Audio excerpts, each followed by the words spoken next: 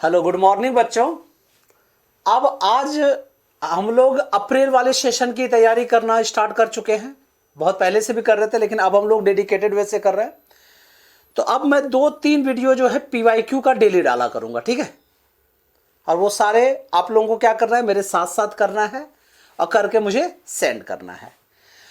अब कुछ PYQ जो मैं करा देता हूं, और ये जान लीजिएगा ये फॉर्मेट PYQ होगा। इसका मतलब है कि अगर इस क्वेश्चन को आपने कर लिया तो एक फॉर्मेट आपका तैयार हो गया। इस टाइप के क्वेश्चन आप कर लोगे, कुछ भी चेंज आएगा तो उसको कर लोगे आप। और ये थ्योरी बेस्ड फॉर्मेट क्वेश्चंस हैं और ये बहुत इंपॉर्टेंट हैं। आपने जनवरी सेशन में भी देखा था, जो क्वेश्चन मैंने कराए थे बहुत सारे क्वेश्चन उसी टाइप के थे, इसमें भी मिलेंगे। तो ये क्वेश्चन आज जो मैंने चूज किया है इसको, वो 2019 का अप्रैल का सेशन का ही क्वेश्चन है। ये अप्रैल सेशन का क्वेश्चन है, ठीक है। तो स्टार्ट करते हैं। A shell is fired from a fixed artillery gun. एक आर्टिलरी गन से शेल को फायर किया जा रहा है, ठीक है। पहले फील करो बेटा। ये सपोज कीजिए ये आपके पास एक्स एक्सिस है, ये वाई एक्सिस है, ये ओरिजिन है, और यहां पे आपके पास क्या है, एक गन रखा हुआ है, आर्टिलरी गन रखा हुआ है जी। यहां से आप फायर कर रहे हैं, क्लियर है।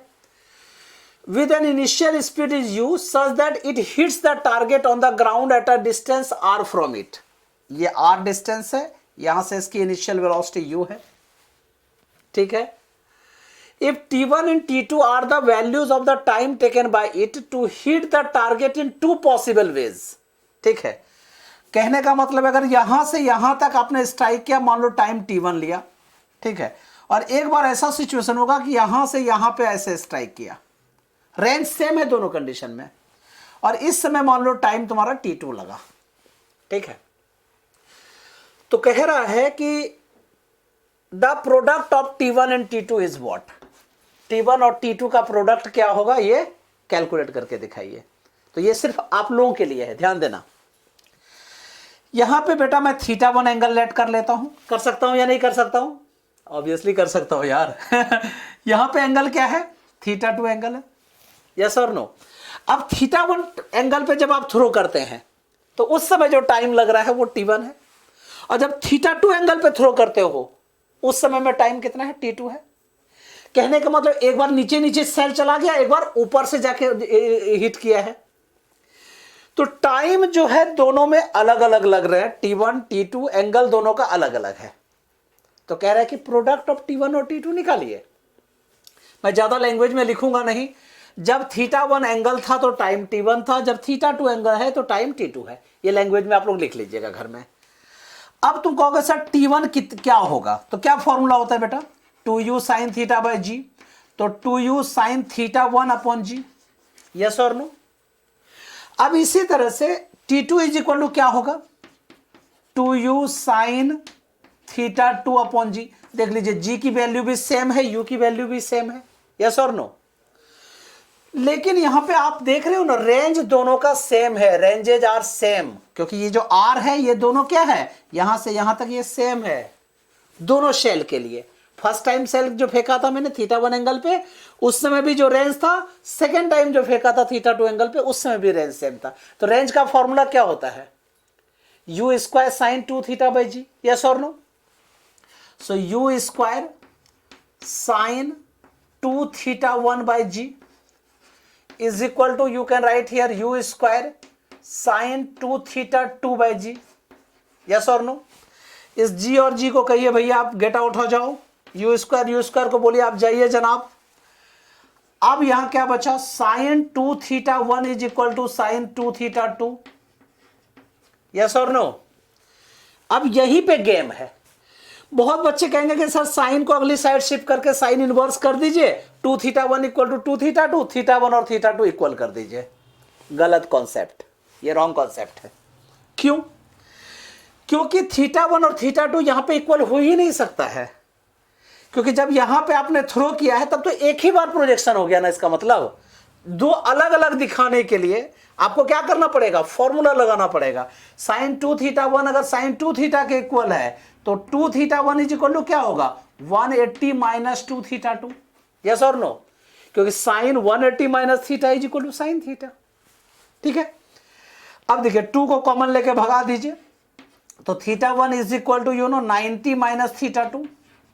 सो I can write here theta 2 is equal to 90 minus theta 1। Yes और नो, क्लियर है।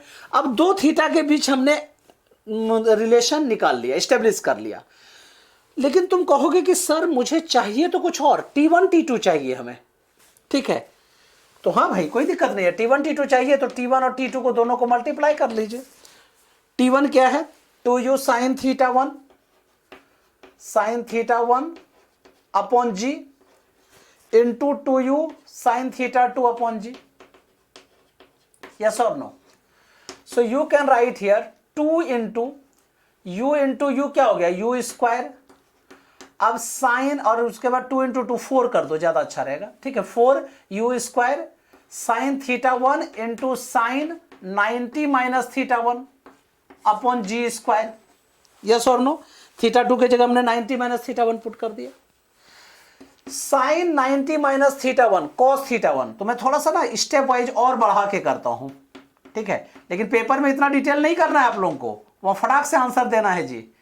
क्या हो जाएगा ये, cos theta 1 upon g square. Yes और नो, अब देखो 4 है, 4 को हम लोग 2 इंटू 2 लिख सकते हैं, तो क्या हो गया 2 into sine theta 1 into cos theta 1, तो साइन 2 थीटा 1। ठीक है, तो 2 into u square sine 2 theta 1 upon g square को हम लोग जी इंटू जी लिख सकते हैं। क्लियर है मेरी बात है। अब तुम कहोगे सर आर का फॉर्मूला होता है u square sine 2 theta upon g, तो इसको हम लोग आर लिख सकते हैं ना, तो 2 इंटू आर, ये वाला पार्ट को हमने क्या लिखा बेटा, आर लिखा। ठीक है, तो 2r और यहां g बचा अपॉन में, then answer is 2r upon g।